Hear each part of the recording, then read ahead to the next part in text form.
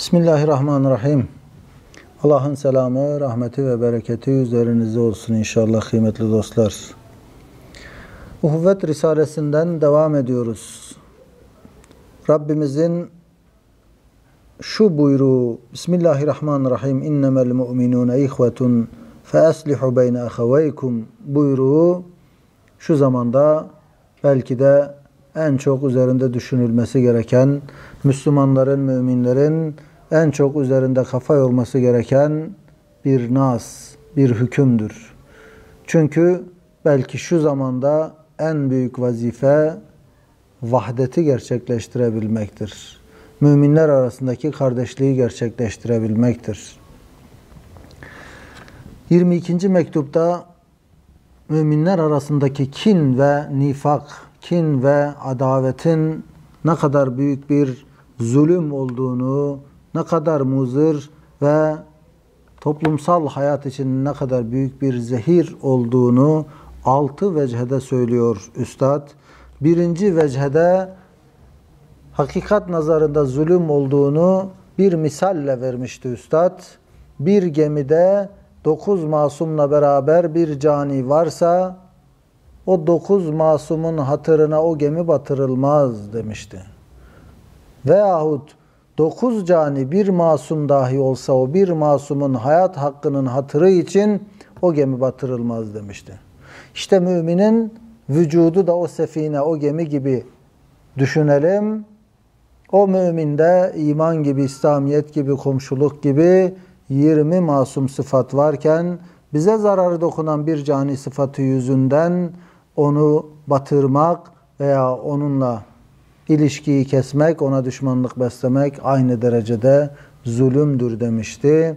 Ve 2. vecihte de Üstad özellikle iki zıttın bir arada hakiki manada olamayacağını söylemişti.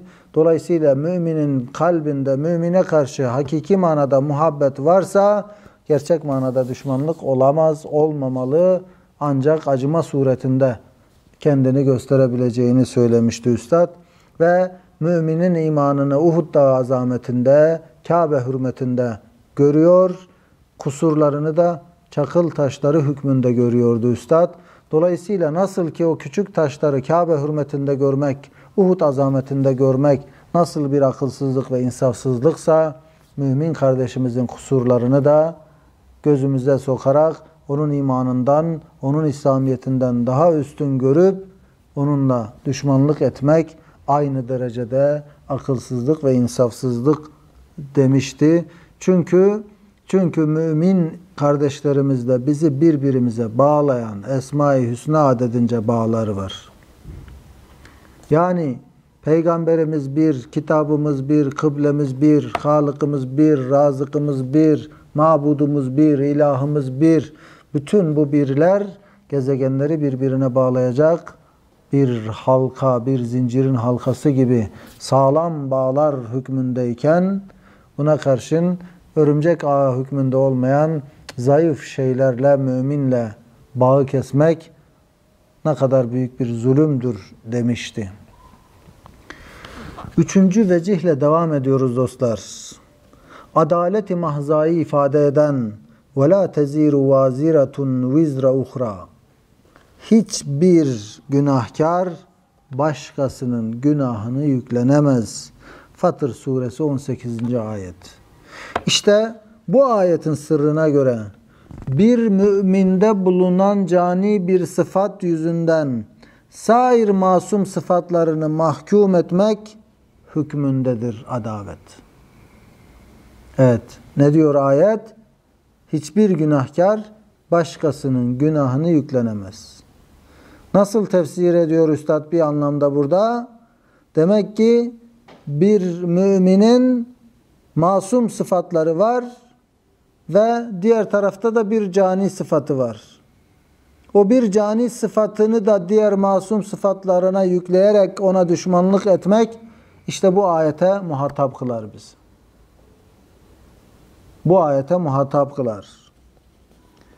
Bunun ne derece hadsiz bir zulüm olduğunu ve özellikle de bir müminin fena sıfatından darılıp bir de bunun ikinci boyutu var.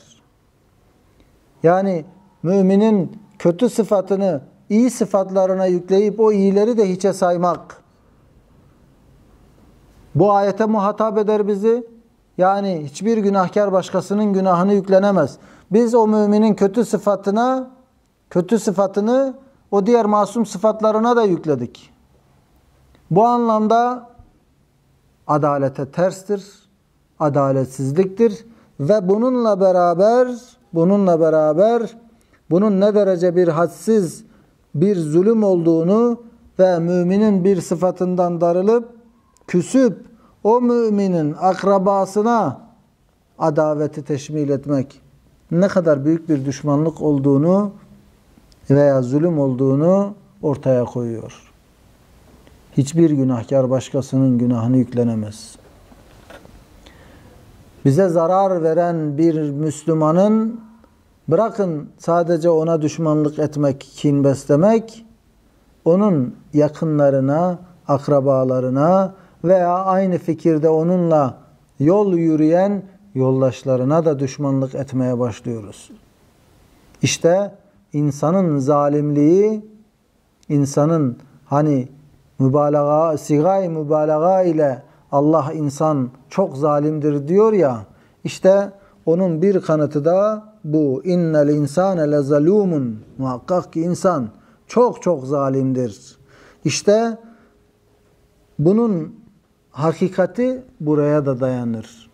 Yani nasıl bir zulüm? Sana bir müminden zarar geldi. Ona kızacaksın. Yani aslında ona da o kızgınlık, kin ve düşmanlığa sevk etmeyecek seni ama o kızgınlığınla beraber ona kin ve düşmanlık besledin, zulmettin, yetmedi. Üzerine onunla alakalı olan, onunla bağlantılı olan ailesine, aşiretine, cemaatine, camiasına, onlara dahi düşmanlık beslemeye başladın. Evet.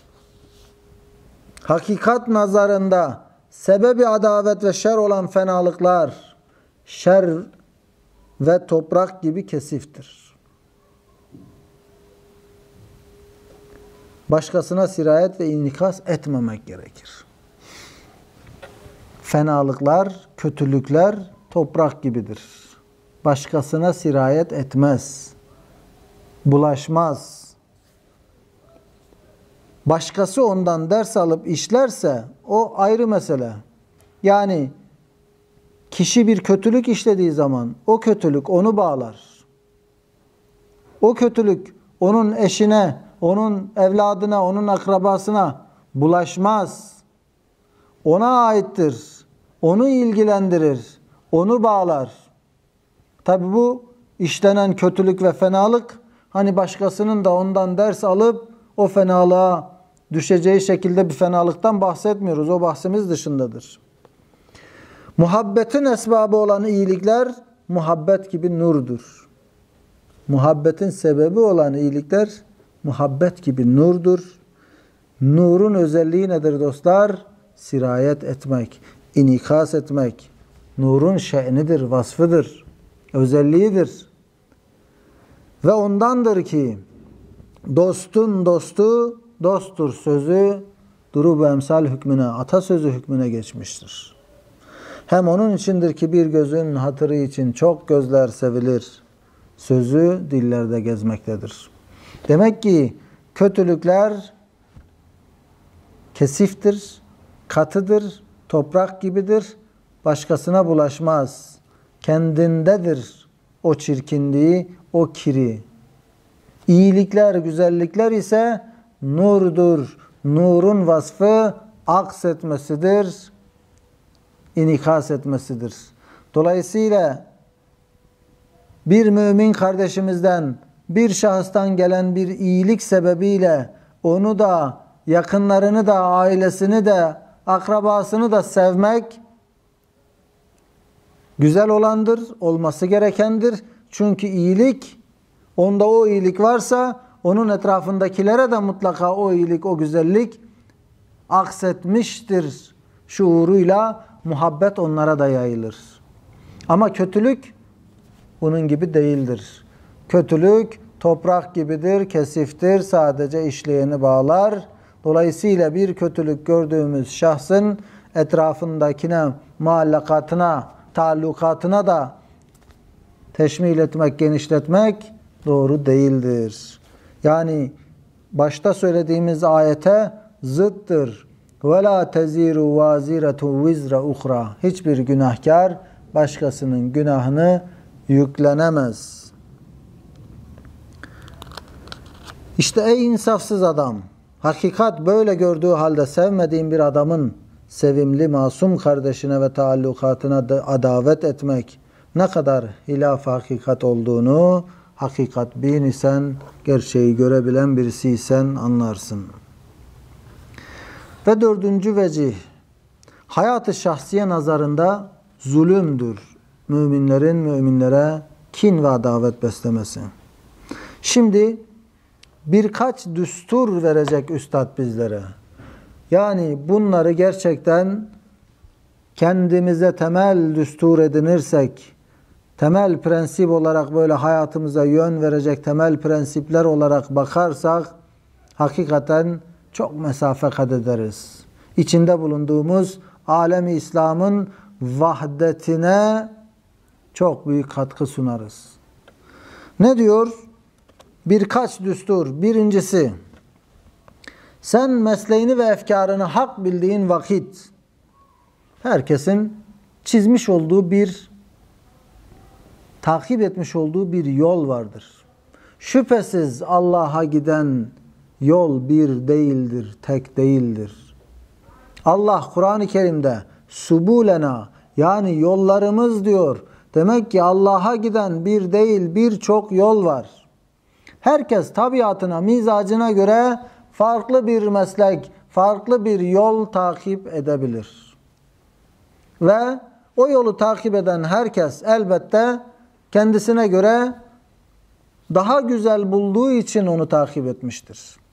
Yalnız burada şöyle bir sorun var. Sen mesleğini ve efkarını, fikrini hak bildiğin vakit, mesleğim haktır veya daha güzeldir diyebilirsin. Bunu demeye hakkın var. Fakat yalnızca benim mesleğim, yani takip ettiğim yol haktır demeye hakkın yoktur. En büyük sorunumuz da bu değil mi? Herkes bir şey takip ediyor, bir yol takip ediyor. İyi güzel, ümmetin ihtilafı bu anlamda rahmettir. Farklı görüşler, farklılıklar zenginliktir. Ama bu farklılığı tek doğru benim, diğerlerinin hepsi yanlıştır şeklindeki bir düşünceye evirmeye kalkarsak, işte o zaman zulme dönüşür. İşte o zaman kardeşlik hukuku çiğnenmiş olur. Dolayısıyla birinci düstur, herkes kendi mesleğini, efkarını hak bilebilir. Mesleğim haktır, yolum haktır diyebilir. Tek hak benimdir diyemez. Yolum daha güzeldir diyebilir ama güzel olan benim yolumdur diyemez. Güzel olan benim yolumdur dediğinde diğerlerini artık batıl olarak görmeye başlıyorsun. Güzel değil demek istiyorsun. Oysa Allah yollarımız var diyor. Bana ulaşan farklı farklı yollar var diyor. Ona ulaştıran her yol güzeldir. Ama yolların da kendi içinde birbirine üstünlüğü vardır, değil mi? Bazı yollar vardır, patika şeklindedir, dardır, zahmetlidir. Bazı yollar vardır, geniştir, güzeldir, rahattır. Dolayısıyla yollar karşısındaki güzellik derecesi nasılsa, Allah'a götüren yolların da birbirine karşı en fazla bu şekilde derecesi olabilir. Daha güzel diyebiliriz ama güzel olan budur. Götüren yol tek budur diyemeyiz. Bu bizim için temel düstur olmalı. Tekrar ediyoruz. Sen mesleğini ve efkarını hak bildiğin vakit mesleğim haktır veya daha güzeldir diyebilirsin. Fakat yalnız hak benim mesleğimdir demeye hakkın yoktur. İkinci düstur kıymetli kardeşlerim, senin üzerine haktır ki her söylediğin hak olsun. Fakat her hakkı söylemeye senin hakkın yoktur. Evet, ne güzel bir söz. Senin üzerine haktır ki her söylediğin hak olsun ama her hakkı söylemeye senin hakkın yoktur. Mümin konuşunca hakkı konuşur. Mümin söyleyince hakkı söyler. Ama her hak her yerde söylenmez. Her hak her zaman her zeminde söylenmez. Söylenecek yer var, söylenmeyecek yer var. Söylenmeyecek ortamda, zamanda söylediğin zaman söylediğin hak da olsa aslında onu söylemeye hakkın yoktu senin. Evet, senin üzerine haktır ki her söylediğin hak olsun fakat her hakkı söylemeye senin hakkın yoktur. Her dediğin doğru olmalı fakat her doğruyu demek doğru değildir. Her söylediğin doğru olacak. Mümin yalan konuşmaz. Mümin iftira etmez. Söylediği doğru olur. Ama her doğruyu söylemek doğru mudur? Hayır. O halde sıkıntı nerede? Her doğruyu her yerde söylemekte. Her hakkı söyleme hakkını kendimizde bulmakta. Sıkıntı burada. Bazen olur, bir hak söylenecek karşı tarafa veya bir doğru söylenecek, o doğruyu bir üstadın söylemesi, bir öğretmenin söylemesi, bir babanın söylemesi daha doğrudur. Ama yaşça küçük birinin söylemesi, söylediği doğru da olsa doğru değildir. Onun o hakkı söylemeye hakkı yoktur. Dolayısıyla zamana, zemine, şartlara uygun düşmeyen doğru sözler dahi doğru olmayan sonuçlar doğurabilir. Hak söylemler dahi bir takım haksızlıkların ortaya çıkmasına sebep olabilir. Zira senin gibi niyeti halis olmayan bir adam nasihatı bazen damara dokundurur, aksulamel yapar. Belki sen o doğruyu halis bir niyetle söyleyeceksin ama senin gibi niyeti halis olmayan bir insan sözle nasihat edecek ama o nasihat içerisinde o insanı toplumun içerisinde rencide edecek. Peki o toplumun içerisinde onu rencide edecek şekilde güya o kusurunu gidermek adına güya iyi niyetle söylemek ne kadar doğrudur? Demek ki senin üzerine haktır ki her söylediğin hak olsun ama unutma ki her hakkı söylemek senin hakkın değildir. Her söylediğin doğru olsun ama her doğruyu söylemek doğru değildir. İşte aramızdaki sorunların aslında birer reçetesidir bunlar. Yani müminler arasındaki ayrılığın en büyük sebepleri ne? Herkes kendisini hak olarak görüyor. Düstur nedir? Mesleğim daha güzeldir diyebilirsin. Ama tek güzel benim, tek hak benimdir diyemezsin. Neden kaynaklanıyor aramızdaki kin ve düşmanlık? Bazen hakkı söylediğimizi düşünüyoruz ama öyle damara dokunduruyoruz ki veya öyle bir ortamda, öyle bir toplumun içinde söylüyoruz ki aksulamel yaptırıyoruz. Allah razı olsun demesi gerekirken tam tersi beddua işitiyoruz ve o düzelmesini istediğimiz, ıslahına çalıştığımız hal, vaziyet tam tersi daha da kötüye dönüşebiliyor. İşte bireysel olarak da, bireysel yaşantımızda da bu esastır. Hayat-ı içtimaiyede de bu düstur esas alınmalı ki damara dokundurulmasın. Aksulamel yapmasın. Evet, üçüncü düstur. vermiş bu duyguyu. Kalbimde var, söküp atamıyorum. Madem öyle adavet etmek istiyorsun, düşmanlık etmek istiyorsun, o zaman önce kalbindeki adavete adavet et. Kalbindeki düşmanlığa düşmanlık besle. Onun ref'ine çalış. Onu ortadan kaldırmaya çalış. Hem en ziyade sana zarar veren nedir? Nefsi emmarendir. O zaman nefsi emmarene, hevai nefsine adavet et, düşmanlık et. Onların ıslahına çalış. O muzır nefsin hatırı için müminlere adavet etme. Nefsini hoşnut edeyim diye, nefsimi rencide etmeyeyim diye o adavet duygusunu nefsime yöneltmeyip kardeşime yöneltmek haksızlıktır. İşte o muzır nefsin hatırı için müminlere adavet etme. Eğer düşmanlık etmek istersen, illa söküp atamıyorum diyorsan, düşmanlık etmek istiyorsan, kafirler, zındıklar çoktur. Onlara adavet et. Etrafımızda zaten yeteri kadar düşmanlık edilmesi gerekenler var. İslam düşmanları var. Peygamber düşmanları var. Ortadalar. Karşımızdalar. Belki de yanı başımızdalar. İslam düşmanlığıyla ön plana çıkıyorlar. Ağızlarında hakaret, kalplerinde kin ve nefret. İlla düşmanlık edeceksek onlara düşmanlık edelim.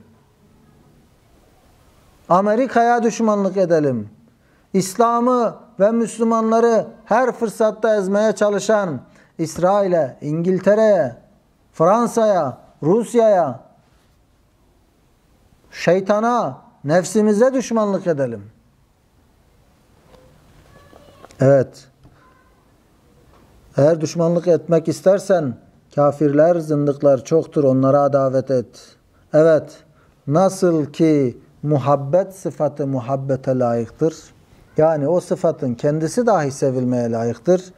Öyle de adavet hasleti, yani o kin duygusu, düşmanlık duygusu bizzat kendisi her şeyden önce adavete layıktır. Önce o içimizdeki o duyguya düşmanlık etmek gerekir. Eğer hasmını mağlup etmek istersen fenalığına karşı iyilikle mukabele et. Sana bir fenalık mı yaptı? Evet. Sana düşmanlık ediyor. Ona karşı eğer onu mağlup etmek istiyorsan yapman gereken yine onun fenalığına fenalıkla karşılık vermek değil, iyilikle mukabele etmektir. Onu öyle mağlup edersin. Çünkü eğer sana fenalık edene fenalıkla mukabele edersen husumet ziyadeleşir, tezahür eder. Bir oradan bir buradan. Aradaki düşmanlık, kin daha da artacak. Zahiren mağlup olsa bile karşılık verdin ve gerçekten sindirdin onu. Zahiren mağlup oldu ama kalben kin bağlayacak sana. O adaveti devam edecek. O düşmanlığı devam edecek. Ama eğer iyilikle mukabele etsen nedamet eder. Sana dost olur. Pişmanlık duyacak ve sana dost olacak. Evet. Şeref ve izzet sahibi birine iyilik etsen onu elde edersin. Aşağılık ve kötü birine iyilik etsen o daha da azar demiş bir büyük. İşte bu söz hükmünce müminin şe'ni kerim olmaktır. Müminin vasfı kerim olmaktır. Senin ikramınla sana musahhar olur. İnsan ihsanın kuludur. Senin ikramınla sana musahhar olur. Zahiren leyin bile olsa, zahiren gerçekten hani sevilmeyi hak etmeyen de olsa zahiren ama iman cihetinde kerimdir. Evet, fena bir adama iyisin desen iyileşmesi ve iyi adama fenasın desen fenalaşması çok defa vuku bulur. Öyleyse ve izâ merru billagvi merru kiramen boş sözlerle, çirkin davranışlarla karşılaştıkları zaman izzet ve şereflerini muhafaza ederek oradan geçip giderler. Ve yine bir diğer ayet: "Ve in ta'fu ve tasfahu ve tagfiru fe innallaha gafurur rahim." Eğer onları affeder, kusurlarına bakmaz ve bağışlarsanız şüphesiz ki Allah da çok bağışlayıcı ve çok merhamet edicidir buyuruyor. İşte bu düsturlara kulak vermeliyiz. Bu Kur'an'ın ayetlerine kulak vermeliyiz. Çünkü saadet ve selamet ondadır. 4. düsturumuzla bitiriyoruz. Ehli kin ve adavet hem nefsine hem mümin kardeşine hem rahmet-i ilahiyeye zulmeder, tecavüz eder. Düşmanlık besleyen, kin besleyen hem kendi nefsine zulmediyor, hem mümin kardeşine zulmediyor, hem de rahmet-i ilahiyeye zulmediyor. Zulm içinde zulm. 3 büyük zulüm var demek ki o kin ve düşmanlık beslemenin arka planında. Neden? Çünkü kin ve adavet ile nefsini bir azab elimde bırakır. Kin ve adavet besleyen kendisine nasıl zulmediyor? Kin besleyen adam kendi nefsine şöyle bir azap çektiriyor. Hasmına gelen, kin beslediği adama gelen nimetlerden acı çekecek. Sahip olduğu imkanlardan rahatsız olacak. Dolayısıyla o kin ve düşmanlık kendisine zulmedecek. Veya ona bir nimet gelmesinden, bir makam mevki kazanmasından dolayı sürekli içinde bir korku besleyecek ve o korkudan gelen elemi kendi nefsine çekecek, çektirecek, zulmedecek. Peki eğer adavet hasetten gelse o bütün azaptır. Yani benim bir mümine karşı düşmanlığım hasetten kaynaklanıyorsa o zaten bütün azaptır. Çünkü haset evvela hasidi ezer, haset edeni ezer, mahveder, yandırır. Mahsud hakkında, haset edilen hakkında zararı ya azdır ya da yoktur. Peki nedir hasedin çaresi? Mümin kardeşime haset ediyor isem şayet, bunun bir çaresi olmalı. Böyle bir hastalığım mı var? Bu hasetten dolayı kin ve düşmanlık besliyorum. Bu hasedi nasıl ortadan kaldırabilirim? Hasid adam, haset eden adam haset ettiği şeylerin akıbetini düşünsün. Yani ben o mümin kardeşimdeki neyi çekemiyorum? Malını, mülkünü mü çekemiyorum? Onun akıbetini düşün. O mal, mülk ona ahirette nasıl bir yük olacak?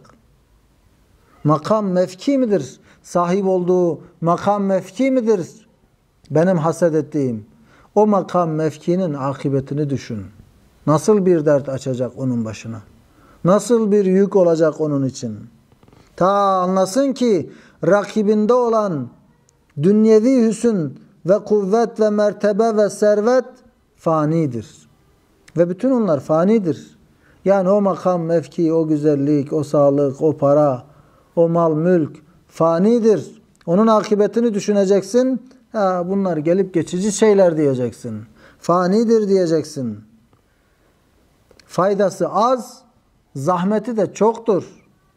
Evet, dünyevi anlamda bir derece faydası vardır belki ama zahmeti de çoktur. O mal mülkün faydası var ama o insandaki tahribatı düşünün. O mal mülkü muhafaza edebilmenin korkusu, zahmeti çok daha fazladır. Eğer haset edilen uhrevi meziyetler ise zaten onlarda haset olmaz. Eğer onlarda dahi haset yapsa o zaman bu kendisinin riyakar olduğunu gösterir. Yani müminin güzel ahlakını, ibadetini kıskanmaz ki, haset etmez ki. Eğer haset ediyorsa demek ki kendisinde bir riyakarlık var. O bu güzel ahlakıyla insanlar arasında seviliyor. Ben sevilmiyorum. Demek ki sen gösteriş için yapıyorsun. O yüzden bunlarda riya olmaz. Eğer haset olmaz. Eğer haset varsa Allah muhafaza ya kendisi riyakardır. Ahiret malını dünyada mahvetmek istiyor. Veyahut da kendisi riyakar değilse de haset ettiği kişiyi riyakar zanneder, haksızlık eder, zulmeder. Hem ona gelen musibetlerden memnun ve nimetlerden mahzun olup kader ve rahmet-i ilahiyeye onun hakkında ettiği iyiliklerden dolayı küsüyor. Rahmet-i ilahiyeye de zulmeder dedik ya.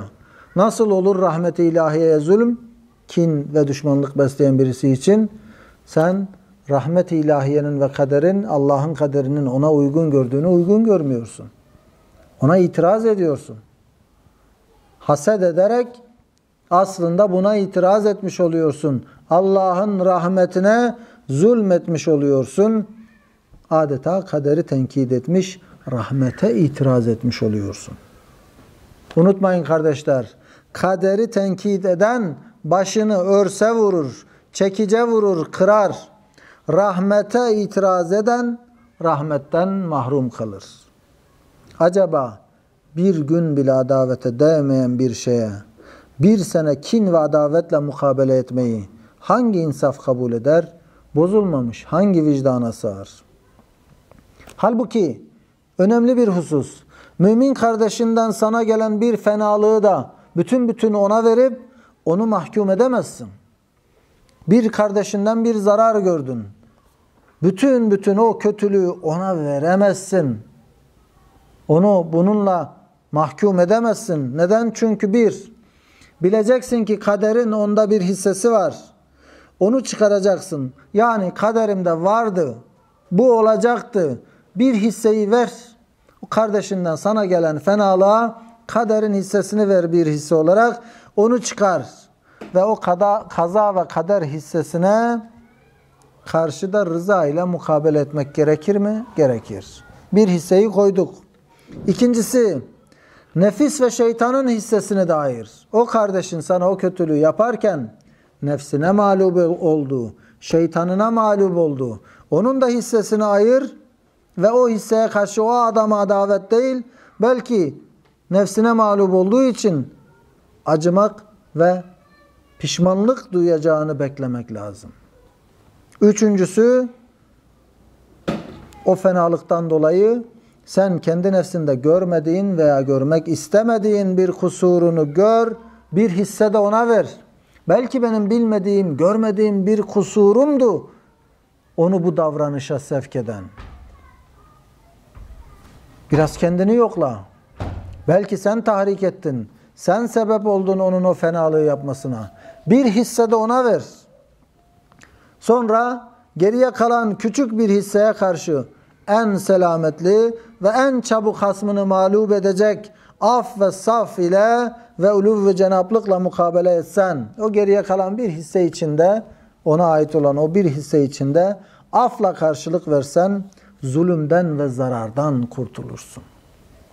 Yoksa sarhoş ve divane olan ve şişeleri ve buz parçalarını elmas fiyatıyla alan cevherci bir Yahudi gibi, cam parçalarını, şişeleri elmas fiyatına alan cevherci Yahudi gibi 5 paraya değmeyen fani, zail, muvakkat, ehemmiyetsiz dünya işlerine sanki ebedi orada kalacakmışsın gibi şiddetli bir hırs ile, daimi bir kin ile, mütemadiyen aralıksız adavetle, düşmanlıkla mukabele etmek, işte siga-i mübalağa ile zalumiyettir. Büyük bir zulümdür veya sarhoşluktur veya bir nevi divaneliktir. İşte kıymetli dostlar, hayatı şahsiyece bu derece muzır olan, zararlı olan adavete ve intikam fikrine eğer şahsını seversen yol verme ki kalbine girsin o duygu. Eğer kalbine girmiş ise onun sözünü dinleme. Bak, hakikat bin olan Hafız-ı Şirazi'yi dinle. Ne diyor Hafız-ı Şirazi? Dünya öyle bir meta değil ki niza, kavgaya değsin. Çünkü fani ve geçici olduğundan kıymetsizdir. Koca dünya böyleyse dünyanın cüz'i işleri ne kadar ehemmiyetsizdir anla. Dünya öyle bir meta değil ki niza değsin. Koca dünyanın kendisi bile kavgaya değmeyecek kadar kıymetsiz bir meta iken bizim o kavga ettiğimiz, kin ve düşmanlık sebebi olarak gördüğümüz o küçük küçük sebepleri düşünün artık. Onların hükmü ne olur? Evet. Eğer desen ki ihtiyar benim elimde değil, irademe sahip çıkamıyorum, fıtratımda var adavet, düşmanlık. Hem damarıma dokundurmuşlar, vazgeçemiyorum. Bazen olur değil mi? Hem fıtratımızda vardır, bir türlü içimizden atamayız. Hem de gerçekten damarımıza dokundurmuştur bir kardeşimiz veya birileri. Vazgeçemiyorsun o düşmanlıktan. O zaman ne yapmak lazım? El cevap. Sui hulk ve fena haslet eseri gösterilmezse ve gıybet gibi şeylerle ve muktezasıyla amel edilmezse, bir, fena hasletin eseri görülmeyecek. Yani o düşmanlığın eserini koymayacaksın ortaya. Amele dönüşmeyecek. İçinde vardır, söküp atamıyorsun ama onu eyleme dönüştürmeyeceksin. Bir, gıybet gibi şeylerle amel etmeyeceksin. Gıybet gibi şeylerle amel etmeyeceksin ve kusurunu da anlayacaksın. Benim içimde söküp atamadığım bir düşmanlık var, bir kin var.